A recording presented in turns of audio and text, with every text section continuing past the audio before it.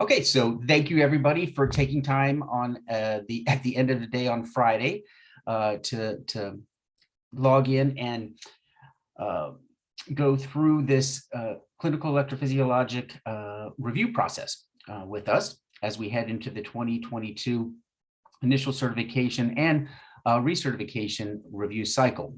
The process that I'll go over with you actually covers both. It's going to be the exact same process. So I wanted to also state that we do know that from feedback that thank you all for providing following the last review cycle that there were some glitches and hiccups within the system, to say the least, not the least of which had to do with some resubmission patient reports being reviewed, not being reviewed, and the initial patient report being reviewed for a second time instead. And Dave and I got together soon after the close of the last initial certification application cycle to try and figure out what might have transpired. And we figured out exactly what was happening. And based upon those conversations, we made some modifications and expectations from both staff side, and I'll convey to you some things that we're looking for from you all as well as we head into this next review cycle. So before I share my screen and actually walk you through the process of an entire initial certification application submission process, we thought it would be beneficial for you to see the steps that staff undertakes as we prepare it for the outside review. And obviously the most important element for you is to review the expectations we have for you as reviewers, primarily of the patient reports. And then we'll close out with any questions you might have. But starting things off, in addition to my kicking off a call with Dave at the end of the last cycle, we made some decisions that we hope will help expedite the process, also addressing some issues that created problems, as I mentioned previously, and as a result, making some system modifications to avoid those for this upcoming cycle. One of the things that Dave requested as chair, and we were absolutely fine with doing, was asking if staff would be okay with making the assignments of reviewer pairs for this upcoming review cycle. He thought that would help expedite, and he felt staff was in a better position to know and allocate those review assignments accordingly. And I agreed. I said there was no reason why we could not do that. So we will be doing that, and we'll keep the pairings consistent as much as possible. And Dave actually, as the chair, and we think this is a process we'll look at this year, but Dave will not actually be a part of any one of those review teams. We decided that it's probably in the best interest of the process overall for the chair to be serving a specific role with this process and participating a certain element of the review process with each one of the patient report reviews. And I'll go over that as we go through the process itself. The other thing, and I'll bring this up on the screen, but it's very important. One thing that we noted was there probably wasn't clearly defined, but the expectations for the outside reviewers were not just to review the patient reports, but the other outstanding requirements that should show up on your screen as well as a reviewer. And we'll show those to you both from the perspective of the option A, those who are submitting through the direct patient care hour submission process, and those that are applying under option B, which is the accredited residency program option. So with that, I'm going to go ahead and share my screen, and we'll go through the process from the time that an applicant submits their application and it's ready for review.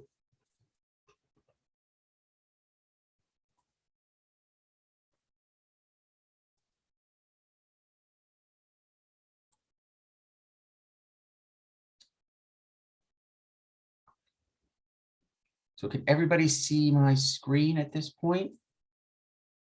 Okay. So I've actually queued up 2 applications that have been submitted in our support site so that I could do some things and demonstrate to you exactly the process that we undertake for the review process. One thing that I first, before I even wanted to begin the process of assigning it to reviewers, was show you the distinctions between an option A and an option B candidate. An individual that submits through a direct patient care hour requirement has additional requirements above and beyond those that are applying to an accredited residency program. And that will be clearly demonstrated when you go into the system and you see the requirements bar up at the top. The hour submission, those will already be taken care of. There's nothing that you'll be needing to do as it relates to the direct patient care hours. As you can note here, PT experience should already be noted as approved, either by the identified clinical supervisor or through a self-attestation submission in which staff reviews those hours. But that is not an element that requires the outside reviewers review. But the other elements would require your review, and that would include the allocation of testing documentation percentages, the patient reports, which we'll go over in greater detail on this call, and that most of you are familiar with. There is the testing log submission here, and then also the preceptorship data information that was submitted, and finally, information submitted for the continuing education requirement. So I just wanted to make that clear, because in certain instances, and that is partially staff's oversight responsibility as well, is to make sure all elements, not just the patient reports, are being reviewed by the outside specialty counsel or specialty counsel representatives. So again, that was a direct patient care hour individual. Here is the view that you would see from a candidate who is submitted under option B, completion of an accredited residency program. As you can see, their requirements are quite more limited. The hours are not required, because those are not required and are part of the completion of an accredited residency program. The only elements that are requiring outside review are the patient reports themselves, and then those percentages. And again, review percentages, just that's more for information purposes itself, but it's primarily really just the patient reports. Okay. So I'm going to go back to the queue. And again, you're looking at the view as staff sees it when we are in the system, and it's we have the first step in the process of conducting the initial staff review. But assuming everything looks good, and one of the things we do is verify that the hours have been approved, and second, that their licensure information is appropriate and accurate. So with that, we were in there, then we would open up this review application screen. We would note the license information that had been uploaded,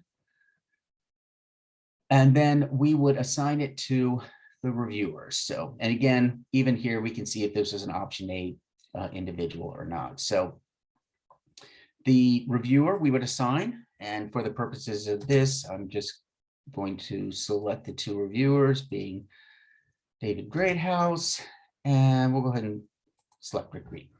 So we would do that, and then we would send it off to send to reviewers. Now, again, this is anything you need to know, but I thought it might help generally just to know the process staff is undertaken prior to it actually going for outside review.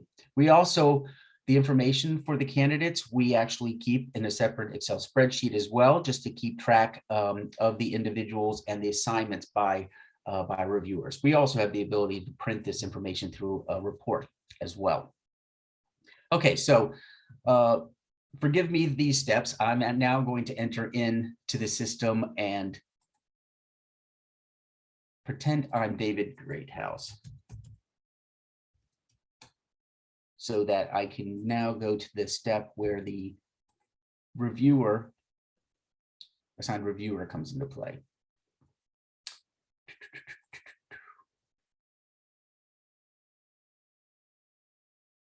These are little cheat things that we can do in the test site. So I'm now going into the system, and I will be seeing the screen exactly as David Greathouse would see when he comes into the system. So I'm in there now as Dave, as you can see, and just so you can see, and I can confirm also, the communications that were sent out. And if you ever need to go in and see about the reviewer assignments that have been made to you or any communications through the system, this communications tab is exactly where you would go under, again, your My Account page. But as I can see, there is a message that was sent out and it says, Dear David, and Rick, you would have received a similar message. But as you can see, it notes that you have been assigned a reviewer assignment and it will give you the instructions to go online and as I just did. But again, and it also notes a primary reviewer and a secondary reviewer. This is something the oncology group requested because they wanted to prioritize who would be going into the system first. You too could decide to do that. And that comes into play in terms of doing a final and formal submission into the process. So, but again, let's go back to the screen where I was. But no matter what screen you're at, when it pops you in, what you're really going to be looking at is this application review queue. So when you log in, you'll click application review queue. You don't need to touch anything on this screen. No need to do anything. All you need to do is click search. It's already set for the purposes of pulling up all the outstanding reviews that you would have. And here's the review. And it has the applicant's name and information. So what you need to do from this step as a reviewer, you'll click the blue view button, and it will take you into the submitted application that staff has assigned to you. Very similar to what you saw under the administrative page that I pulled up. And again, for the purposes of this, so the testing, you would, in order to review the testing documentation percentages, all the orange buttons are action buttons that we're asking of you. So review the time spent, review this. And again, one or both of you could review this. And what we would suggest doing is, for especially outside of the patient reports, whoever's in the system first, if you say looks good to me, say it was David Greathouse in here, it is him right now. Because it looks good to me, but if you wanted to give Rick an opportunity to review it as well, you would just don't approve or unapprove, because once you do that, it closes it out for the second reviewer. So put your comments in there, and then you could just click finish later.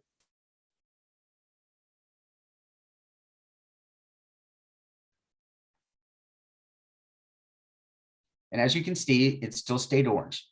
But if you go back in, you'll see Dave's comments there and the date that he put his in.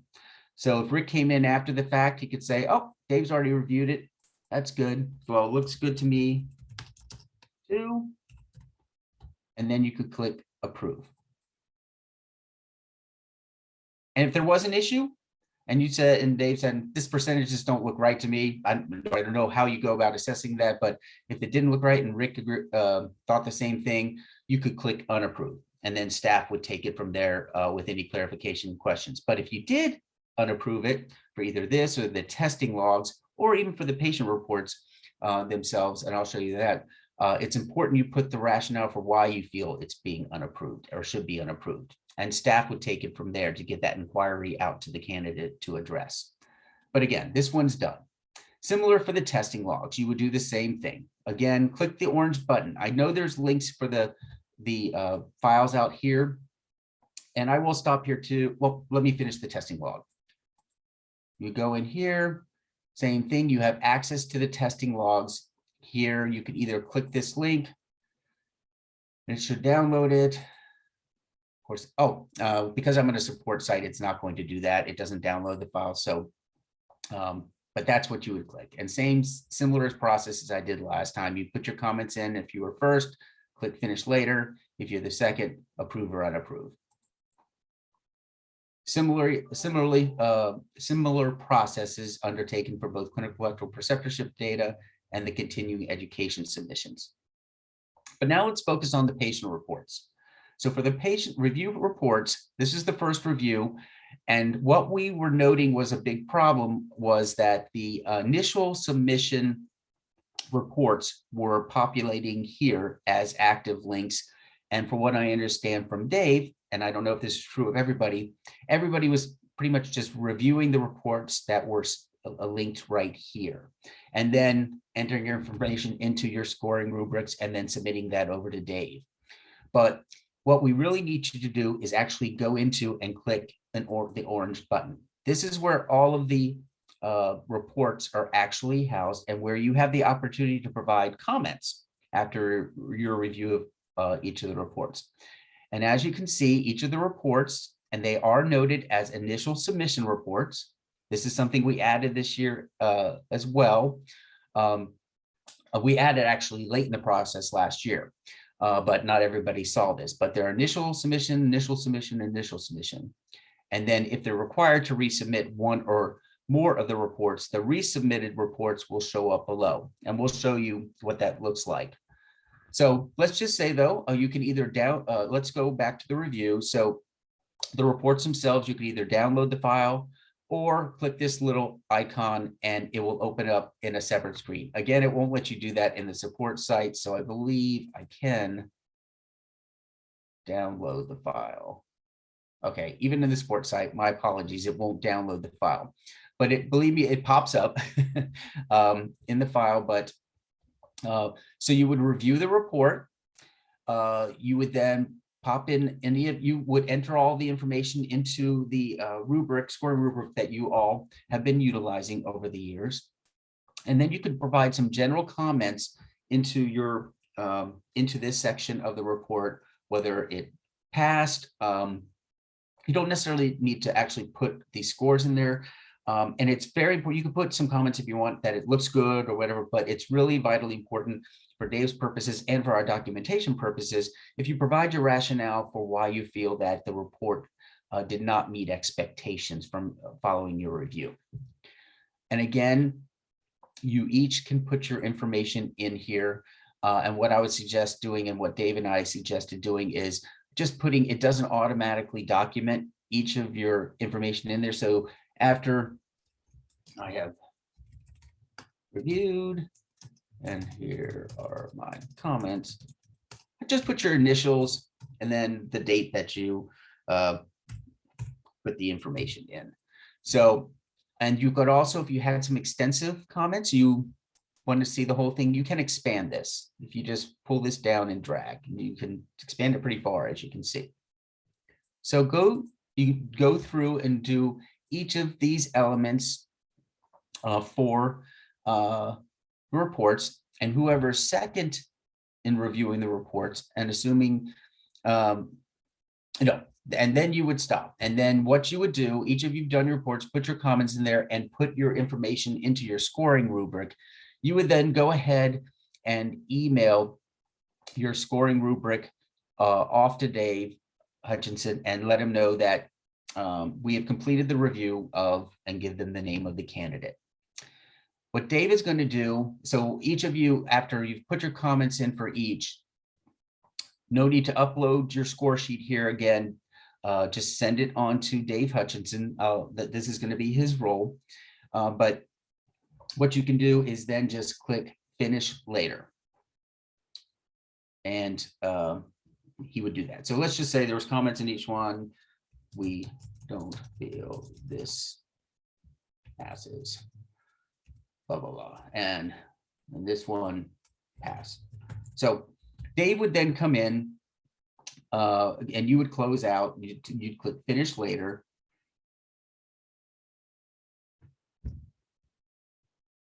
And your part is done after you would then, like I said, after you email Dave Hutchinson saying your part of the review process is done. What Dave has agreed to do, and I support this idea as a chair, he's going to then come in after he's gotten your information, gotten your scoring rubric.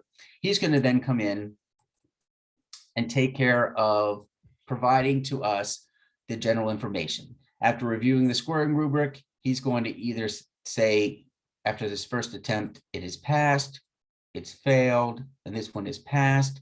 He's going to upload the scoring rubric that's been submitted. And he is going to actually, as he had been doing previously in an email to us, provide the rationale and information, detailed information of what for patient reports that were not approved. He'll provide the information that we should be including in the response letter that goes out to the candidate. So he'll write this information in, not approved for reasons provided. And then Dave will go ahead and, in this instance, even if one patient report fails, the overall review of the patient reports is, after the first review, unapproved. Okay, and this requires, and that's good. So for Dave to do that, it will remind him too that he needs to upload that scoring rubric. So I'm just going to upload anything.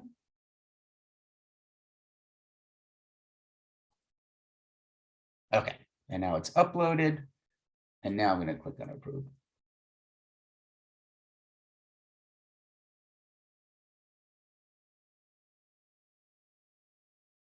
And again, just to show you what it should look like, all of these, let's just say everything was approved.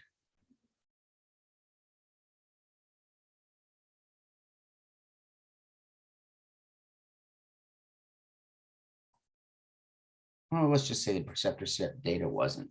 Letter was not sufficient. I want to show you what the marks look like. So this one I'm going to actually say unapproved. And again, Dave Hutchinson's only going to be dealing as the final decision maker and final option as it relates to the patient reports. All the other items should be taken care of by the pair of reviewers. So, and we'll go ahead and pass the CEs.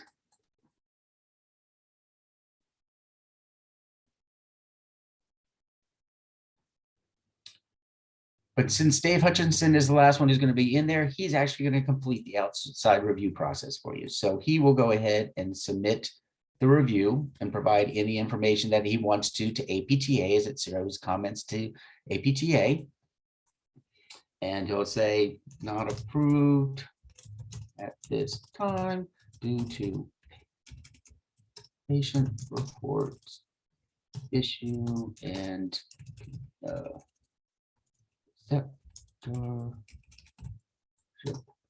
submission. I know it's spelled wrong, but that's okay. And he would say at this point in time, this is unapproved. If everything looked good, the patient reports passed, scoring rubrics in there, everything's good to go, he would click approved. And it never, and their application automatically moves to approved. They get an approval notification through the system, and they're done. And we actually get a notification back in APTA headquarters stating that the review's been done. We go in, see that it's been approved, notate our documentation accordingly as well.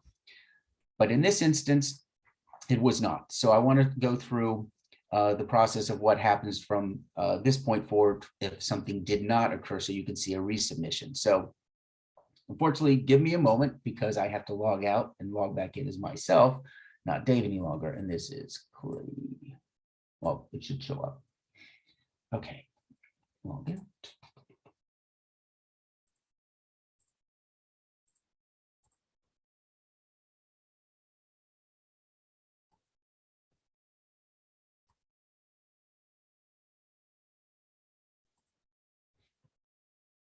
It's quicker than normal. Okay. So again, we would have gotten the notification. So I'm going to look at the critical electro applications again. And as you can see, Clay Cinnamon is now back in our review queue. And so before we get back to the candidate, there's things that we have to do as staff. We go back in and review.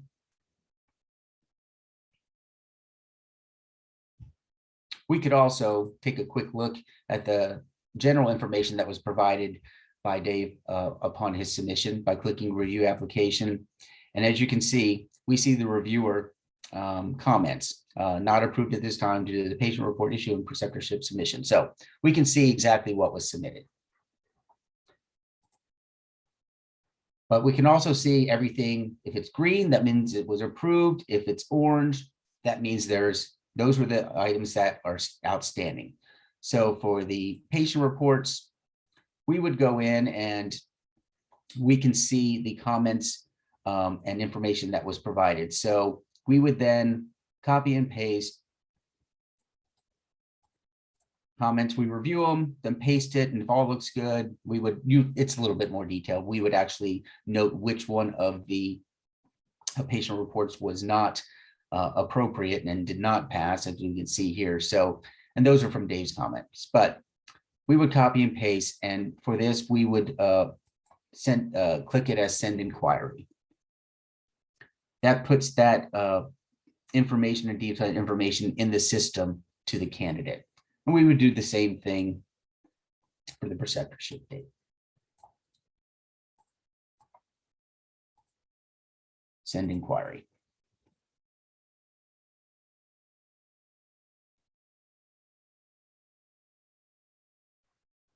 So then we actually as staff are actually completing this first phase, this first submission of the review application process.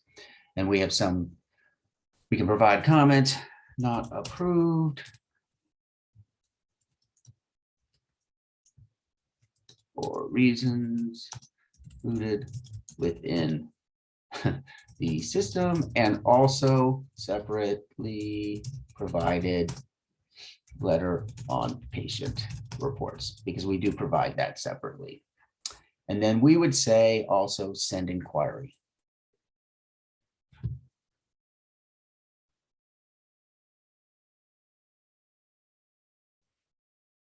And this was Clay Cinnamon, right? Yeah, Clay Cinnamon. Okay, so, and as you can see now, since we did that, they no longer have the progression bars as green for patient reports or the preceptorship information. I'm not going to go into showing you what they would, but bottom line is they would go in, they would log into the system, they would see this information. Their screen looks a little bit differently, but that's not that important for your purposes. But they would go into the patient report section. They would see the information here along with the letter. Actually, it's a detailed letter that really guides the clinical electrophysiologic candidates, but they do have the opportunity to upload the problematic patient report. And I remember that it was the second one that needed to be addressed. So they do a new one.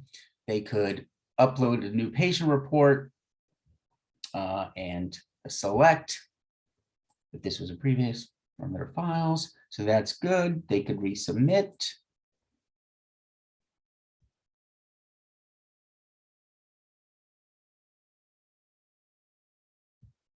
And now it's changed back to an orange button. Same thing here. Oh, wait, yeah, it was this one. Yep. What did not get approved? Oh, preceptors, that's right, preceptorship data. So, and to be honest, sometimes they can delete their letter and upload a new one, but in this instance, they could say, I think the letter is just fine. So they could resubmit their same one if they wanted to. Same thing with the patient report, but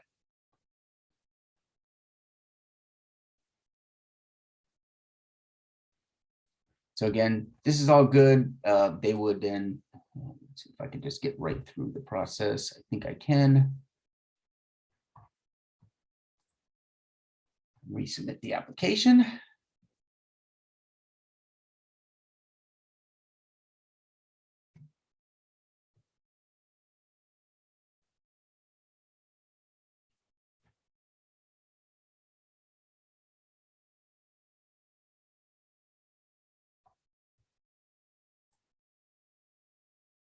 Okay.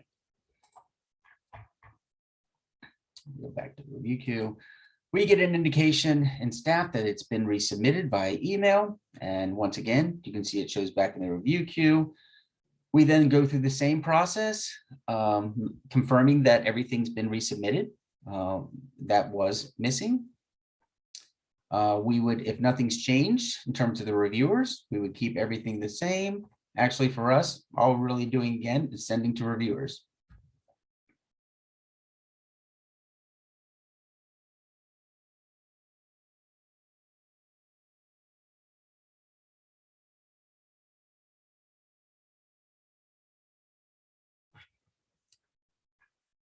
And then just the last step, I'll go back in as impersonate Dave again.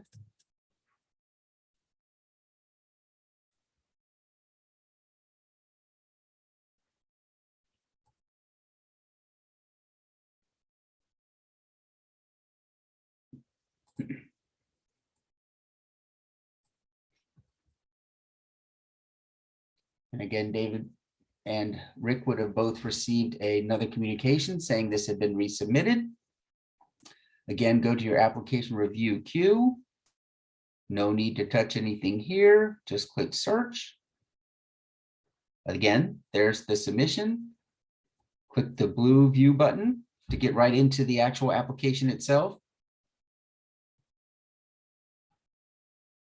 And as you can see, again, to avoid any confusion, we removed the links for the patient reports so that we need you to go right into click the orange review reports button. And now, as you can see, this one already passed. This one already passed. So this was that fail. But as you can see under patient reports, resubmission, here's the resubmitted report. So you would be able to access that report again. Again, I don't think it's, yeah, won't do that but that's what you would do if you want to open up in a separate screen, or you could download it on your computer and view it there. But again, review, same process you did before. Each of you review. This time looks good. You can both do that.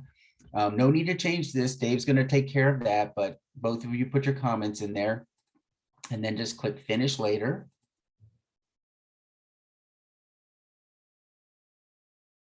And then Dave would come in.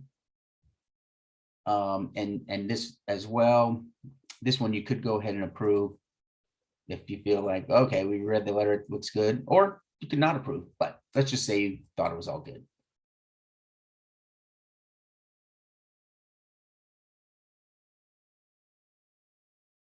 And that's accepted. So again, then you're done. Email Dave Hutchinson, say, I finished our second review of this candidate. He'll go in, complete the process for you all by taking a look, saying, okay, looks like this is passed. Upload an updated scoring rubric with your second submission review.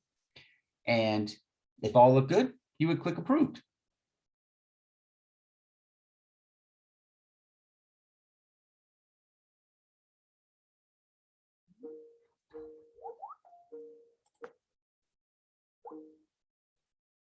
Now, if there was still an issue and the second patient report failed, he would have said no, unapproved again. And this was our second and final submission, and he would have clicked unapproved. And here he would have clicked unapproved. That would have sent it back to staff. Staff would then look at the feedback that was provided, because that unapproved doesn't send anything to the candidate. That's staff's responsibility to review, get the letter ready to go, because we like to do that simultaneously. We send the letter out first, and then we'll unapprove them through the system. But if everything looked good, and hopefully this is the true, and he clicked approved, I believe the application itself should automatically transition to approved.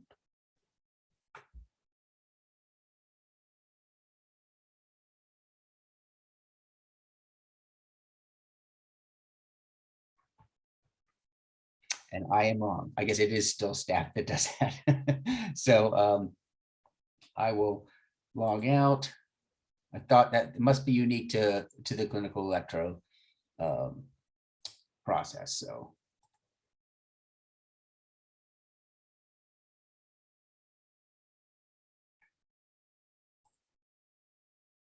again, just pull up our clinical electro application. Oh, I don't need to do that. Cinnamon's there. We would review everything. If everything was green and looking good,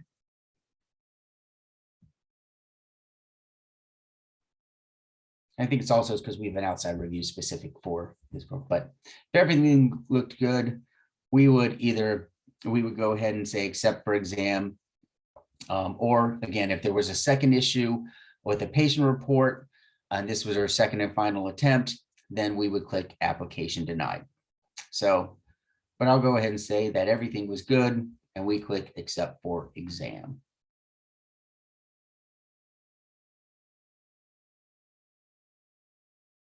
and they'll probably disappear from the queue. Yep, so they're done. So with that, I will, that's the process that we have to undertake.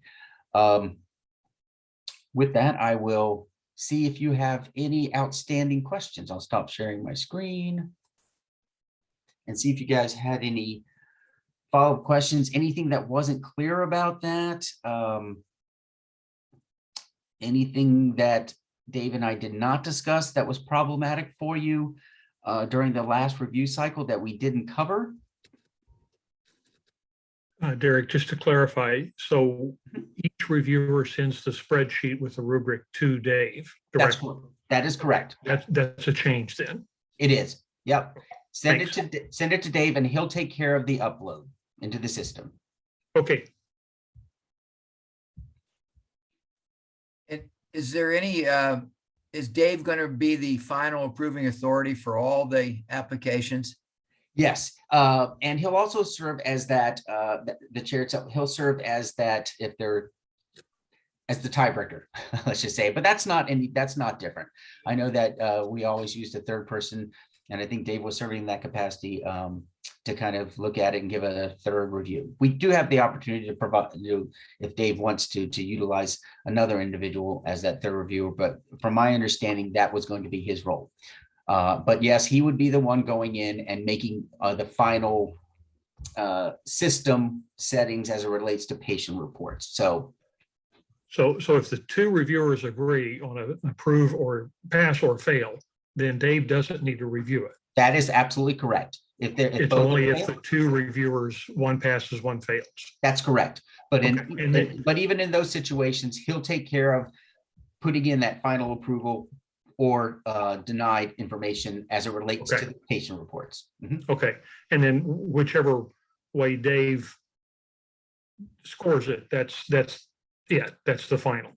Yes, that would be it. So I think what happens, if memory serves, it might even be the 3 average. So I'd have to check with Dave how that happened, but yes, that he'd serve as that third reviewer, and then the 3 reviews are taken into consideration. It might be even that they're still average. So don't quote me on that. Okay, my last knowledge of it was that the third reviewer gave it an up or a down, didn't even have to really score it, just gave it a yes or no.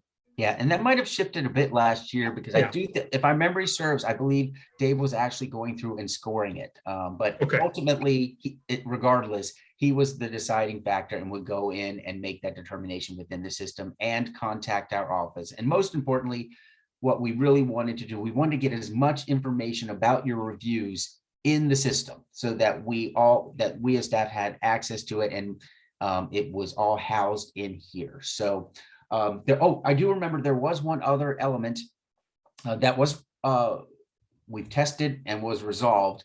There was one element or one step in the process where the candidates themselves were able to actually see the scoring rubric. Only one person actually identified that, but that was fixed as well. I think it was when it was between 2 stages. It was a very short time frame, but even that we identified and resolved. So at no point in time can the candidate themselves see or have access to the uploaded scoring rubric. That is only visible by the administrators, staff here, or the reviewers. So is a procedure in place in case Dave would be in conflict with one of the candidates?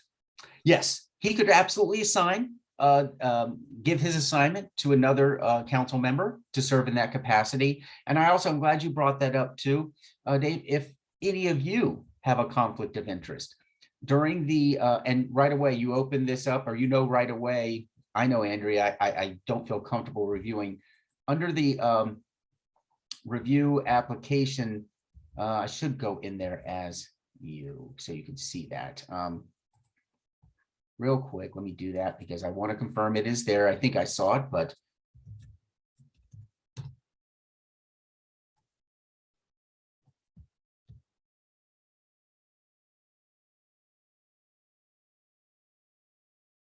oh, it's not going to work. Hold on one second. Let me do something real quick. Let me just assign this. Let's just say Come on.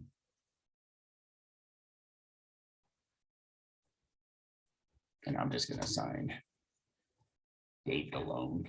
Normally there I'd be assigning two, but I'm just going to do. But that's instance two, where we would remove both of you and then put Dave in as the reviewer. Oh, this is something specific to the residency program. Sorry about that. Has nothing to do with you guys.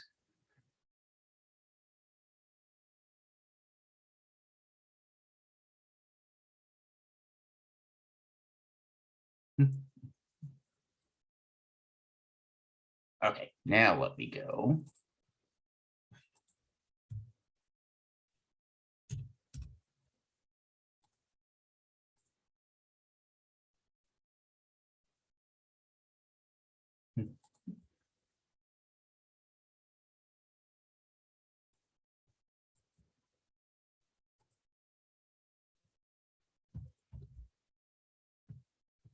Another opportunity for you to see. I'm logged in. Again, go to the application review queue, click search. Okay, so let's just say you said it's like, oh, Andrew's been assigned. I'm not comfortable. You see, it says submit review or recuse. Before even reviewing anything, you don't have to review a thing. You could click that orange button and just say, comments David J. No, Andrea can't review. Or, just because you know him doesn't mean you can't, but you have a conflict of interest, and then you could just say recuse. That will also send a notification back to staff with that information. Oh, here you go. Sorry, comments to ABTA isn't where you do that. It's a recusal reason. If you don't do something right, as you can see here, it'll tell you. So you recuse. And it would automatically come off through your review queue. Staff is then notified. Oh, and I'm sorry, I didn't share my screen that time. Sorry, I was, wish somebody told me that I wasn't doing that. Darn it. I should do that again, but I forgot I was not sharing. So let me show again. So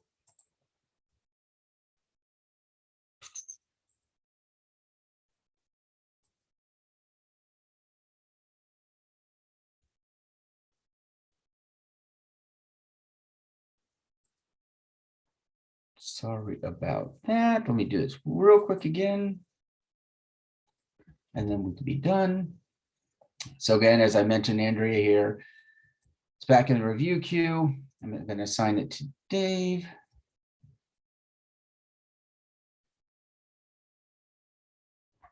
It's already assigned. Send to a reviewer.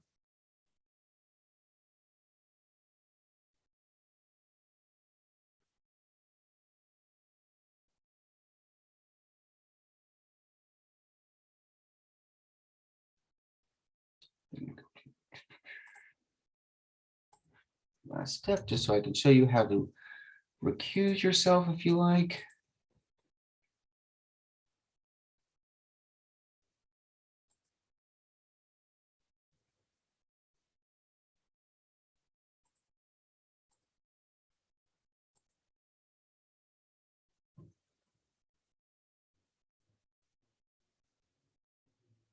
Okay, so again, go to application review queue, click search.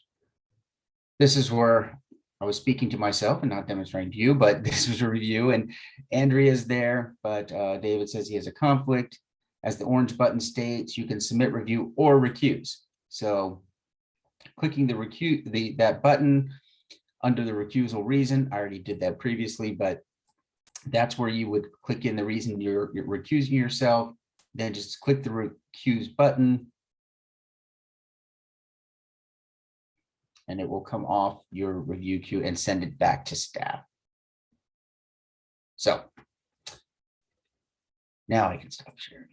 So that is how you go about that process. And so to answer your question, Dave, that's similar to what Dave Hutchinson could do if he had an issue. He could just similarly recuse himself from that review and let us know someone else needs to be assigned. Okay, thank you. Anything else? before we close things out? I want to bring up, and this probably may not be the forum to do this, but since Rick and Frank are on there, are the council members going to look at your presentation today as well? Yes, they are. Okay, because I want to bring this up, and it may be a point where either Dave sends out an email to the council and to the Rick and Frank and myself. It has to do with the polyneuropathy cases. I think we need to be consistent. I think on several of these applications, on the new, the new applications for trying to sit for the first time, these people are finding polyneuropathic in, let's say, the legs, and they know the requirement they have to do at least one extremity. So they go up and they do some nerve studies, but they don't address anything in the history or anything in the physical exam about the upper extremities. Now, to me, in my thinking, that should be a failure because that's incomplete history, incomplete physical exam. But I'd like to hear what Rick has to say, and Frank, and if I'm not on the right track, we don't need to bring it to the council. But I think that the polyneuropathic having to be at least 3 and preferably 4 extremities, they need to mention something in that first part on history and physical exam that they at least ask about the upper extremities or examine the upper extremities. This is Rick, David. I would agree with you that in history and or the physical, that there should be some reference to the upper extremity, particularly as it might relate to the distribution of their symptoms or complaints. I agree that if the patient's referred for something like, numbness in a foot or something, and you test that one limb and find pathology that you would suspect would be a polyneuropathy, then you need to test the other lower limb and an upper limb, and that should all go in the history. And, if they have no symptoms in the upper limb, that's okay to say that. And then if the physical exam of the upper limb finds nothing abnormal, then say that. I agree with you, Dave. Thanks, Frank and Rick. Derek, we just need to pass that on to Dave and the council. And if there's disagreement with the council members, then we need to know about it. I just think we need to be consistent. And the way I look at the patient, once you make a determination, it's not just lower extremities, it's going to be all 4 extremities or at least 3 extremities, then you have to address the whole patient, not just the 2 legs. I appreciate you bringing that forward. And yes, I will make a point of when I provide the link, which I'll be doing this evening, to the members of the specialty council to make note that at the end of this presentation that there were comments made specific to that date. So to make sure that they review all the way to the end. And if they're in any way disagreeing with that, then they need to touch base with the 3 of you again for consistency's sake. So I agree. Yeah, thank you. I know this isn't the forum, but we don't, Rick and Frank and I don't get together except at in-person meetings most of the time. So I thought I'd at least ask that and bring it to Dave Hutchinson's. No, I'm glad you did. Anything else? And that's what's great about this. It could be referenced later, but if there are any other issues that you want to bring forward for their attention, but. No, that's fine. Thanks for letting me bring that up. Mm-hmm. Well, if there's nothing else, then, oh, Rick, you were going to say something? Go ahead. I was just going to ask, this is my first go around on Yes. this. It's somewhat, I don't want to say overwhelming, but it's close for me, including the rubric. I have really no experience doing this other than all my years as an ECS. So how can I get a little guidance? I will actually, particularly on the first walkthrough. yep. I think that would be ideal. And obviously, I think it's important that Dave reach out to you first about the scoring rubric, since this is your first time. That is something that is strictly handled by the councils themselves. We're aware of it and we know how to interpret it, but in terms of actually utilizing and completing it, I think it's really important that Dave, as the chair, touch base with you and walk you through that process. And I can appreciate that this is overwhelming. So that's why, in addition to this recording, which I'll provide all of you for access for reviewing ahead of time too, in terms of the basics of logging in and not this whole I thought it was important to have you see from beginning to end what we do. But for your purposes, I'll also just provide, which we have done with other specialty councils, a written instruction. I think we already have it, but a written instruction that gives step-by-step instructions of the expectations for you with a screenshot of what you should see. So that, coupled with this presentation, we're hoping could be resources and references that could be utilized not just this year, but for future years to come as well, unless modifications are made. So, but again, also, I can't stress enough, if you're running to anything that looks unusual, or even if you've just forgotten a step in the process and want to touch base, please don't hesitate to contact me directly or Amanda Garrett, who's on this call, because Amanda is going to be serving as your lead staff person this year. But because this is her first year, and also Keith's first year coming back to initial certification as the manager, I'm actually going to be very much engaged in the process throughout this year. So we'll be going through the first reviews together, the feedback, all that information. But again, please don't hesitate. If anything looks odd, you just need a refresher, don't contact us right away. We want to fix any issues or problems or clarify anything that might come up. Okay. Thank you. Yeah, thank you. And so that implies to me that there will be email trails coming Yes. that will deal with all that. Yes, absolutely. Okay. I will first things first this evening, I will get this linked recording out to everybody. And then early next week, I will also get you the document that takes you a step-by-step written instruction on specifically just your role as the reviewer and what you would do from the moment you receive the email notification that you've been assigned assigned an application for review. And Rick, I will also make note in this recording, but I'll make sure Dave knows that he needs to reach out and touch base with you and provide some specific guidance as it relates to the completion of the scoring rubric itself. And when do these begin? We are going to begin in earnest within the next 2 weeks. And the other thing I was going to let you know, and again, let us know if when you receive these, there's some times that you're not available. That's okay. We can work with you. We have received 25 applications this year. Now, again, we haven't, Amanda might have, I have not gone in. Some of those may be reapplicants. And so some of them may not even require any patient report reviews. And as such, you wouldn't see those. So it may not be, and most likely isn't, 25 applications that will require outside review. And the other thing I should mention too, and you will note this, I'm glad you brought that up. There was one other thing I want to mention. If this was an individual's second attempt, their page, and they failed last year because they were not passed on one or more of the patient reports, but they did pass one or more of the patient reports, what you will see for review purposes it is just the patient report that needs to be reviewed. So some of these individuals that failed last year were successful on 2 of their 3 reports. So all they need to do in this round is submit just the report that failed. And we will have already uploaded and indicated that the patient reports that did pass actually already are there and have passed. So.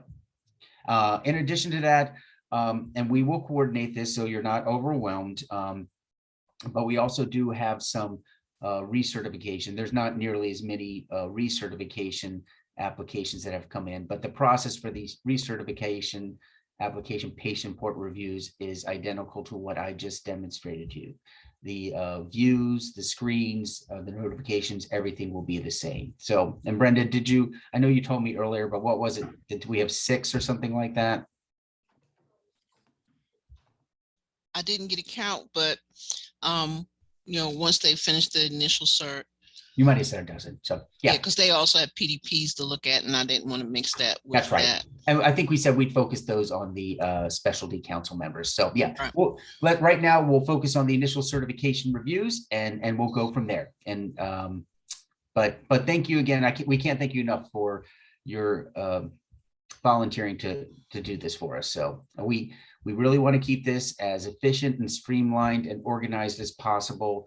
And if we're not meeting those needs, contact us right away. Okay? Okay.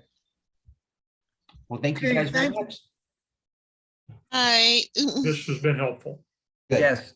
Thanks very much. You guys are doing a great job. Thank you. Well, thank you, and let us know when we're not, though. So we can fix it.